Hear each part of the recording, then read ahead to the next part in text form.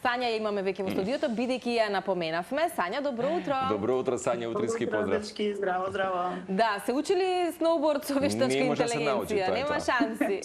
Малце потешко ќе биде дефинитивно. Да, Сања, како си генерално века ќе те поздравиме, добро утро, пред се, како се справуваш со новините кои што светот на технологијата и иновациите тебе пристигнуваат и до твоја адреса, те плаши, прифаќаш, го процесираш, бидејќи секој пат имаме дебати во нашето опкружување, па и во редакција и така натаму, колку штети, колку е, нели, сето тоа од корист и бенефит. За жал е меѓу нас, мислам за жал, и за среќа, затоа што има и подобри бенефити. Мислам дека треба балансот веројатно да се одржува. Дефинитивно во оваа сфера кај на спортот, дефинитивно можда не знам, кај младите може и да биде штетно, затоа што многу лесно и многу често се навлекува, да речам, на таа технологија и многу им е све дадено на тацна. И малце тука заостануваат во тој некој си спортски развој, во моторика и во целата развој на здрава спортска личност. Меѓутоа, од друга страна, ние малце повозрастните, може дефинитивно свесни сме што е всушност основата и како всушност се почнува спорт, така што може би тука некако да искористиме таа вештачка интелигенција за нови пристапи, нови вежби, нови све нешто. Значи дефинитивно светот се менува. Не знам дали имаше прилика да погледнеш, Сања, пред известен период и Телма баш информираше за првата трка на терен, маратонска или можеби атлетска трка на роботи. Не знам дали ги погледна всушност роботите кога трчаат. И тоа затоа некако со спортот го поврзав мисло тебе. Да, дефинитивно го негдека ми помина низ вестите тој момент. Мене искрено ми е чудно. Не ми е природно. И апсолутно е така, да. Го прифаќам и тоа како некој си технолошки развој.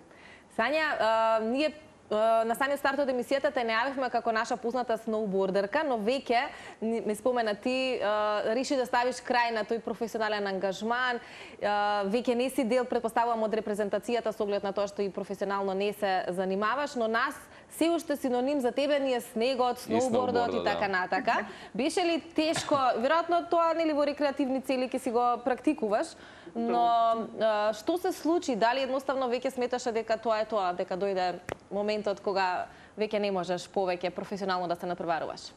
Па да, склоп на околности, возраст пред се, не ми беше уопште лесно, дефинитивно, пошто го сакам спортот, сакам буквално до последно што се вика да се натпреварувам, меѓутоа отстапив место на помладите генерации, што е сосема природен и нормален процес. Ставив крај само на едно поглавје, не ставив крај на спортот, се уште сум во спортот, зимно време си продолжувам нели со бордање рекреативно плюс инструктор за сноуборд. А летно време припремам нови деца за во репрезентацијата. Така што остануваш активна. Не оставам даската, тука сум се уште. Снегот го чекам како и секоја година да дојде. И тоа. Супер, да, календарски здрави Боже ќе почекаме. Меѓутоа, претпоставам дека сега можеби од оваа страна знаеш да забележиш кога кај некое дете сноубордот може да биде хоби или пак личен идентитет. Тоа кога се случува обично, баш во тој период, тинеџерски години, и дали сериозно може некако да се не да се живее, ама може да речеме така да се одржува на долг рок можеби оваа спортска активност?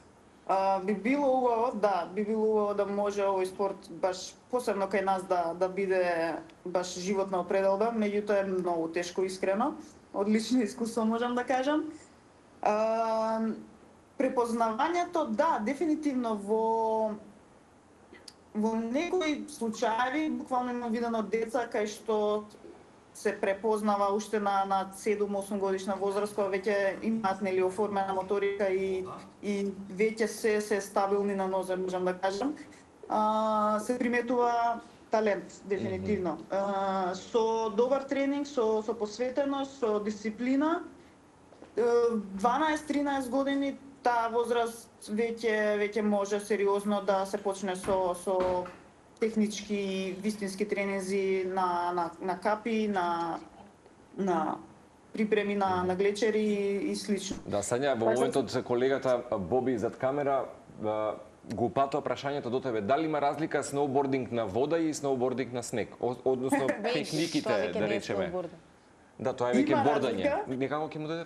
Вейкбординг, мислам. Вейкборд. Да. Така е. Е на вода. Да, има сличност, има и голема разлика, со тоа што најголемата разлика е што на снег се лизгаш надоле по падината, Да, на те. вода те влече глисер, на рамно си. Меѓутоа, сличноста од друга страна е дефинитивно позицијата на стоење. Пак си на даска, пак нозете ти се врзани и имав баш прилика неколку години, буквално цело лето да го поминам на езеро, на вода во Охрид. Наредната, значи буквално следната недела после вода отидов на снег. Многу беше буквално како да не сум застанала да не сум паузирала цело лето од сноуборд. Дали сум ова јас? Така што телото дефинитивно му прија таа позиција кога си на вейкборд на вода. Кога ќе се вратиш повторно на даска во сезоната, така што да, дефинитивно помага како алатка, не е исто, меѓутоа помага како За одржување на кондиција. Да. Сања, вчера кога разговаравме ми спомена дека не ти е проблем утринското станување и дека веќе уште во рани утрински часови одржуваш и тренинзи и така натака, па еве накратко пред крајот како ти се одвива денот, кога вообичаено стануваш, дали си љубител на кафе, кога е првиот тренинг, како ти одат останатите активности? Па све зависи од работните активности во денот, меѓутоа кога сум послободна наутро, дефинитивно денот ми почнува со шолјак чај, место кафе, одам на водно често, тоа ми е буквално првата ствар што ја правам во денот кога сум послободна. Кога не сум во Скопје, кога сум во Маурово, најчесто и таму доста време поминувам, одам на езеро обавезно наутро. И после тоа, како што изминува денот, можам знам да се напијам и кафе, чисто да се освежам и да продолжам со другите активности во денот. Од прилика така ми изгледаат утрата. Знам да се разбудам и многу рано, денеска баш се разбудив на 6 сат и ми имаше прекрасно изгрејсо. Така, како не, па ние тоа време сме веќе надвор излезени, но да, убаво е што го потенцираш, убаво јас немав со кого да го споделам, јас и ти не го спомнавме јас и ти. Меѓутоа навистина беше убаво изгре сонцето, убаво беше небото. Инаку Сањеве, пред да се одјавиме, кусо за оние кои што не гледаат, можеби родители, млади момци, девојки кои што случајно може ќе го начекаат ова видео со тебе, каде може да те лоцираат, ако сакаат да влезат во идентитетот свој личен, можеби со сноубордот? Може да ме исконтактираат на Facebook, Instagram, нормално на social имам профили. Било што да ги интересира околу сноубордот, околу почнување, првите чекори или инструктор, ако им треба, така што може да ме исконтактираат таму, лесно ќе ме најдат, Сања Сноу. Моето презиме ново. Твојот синоним.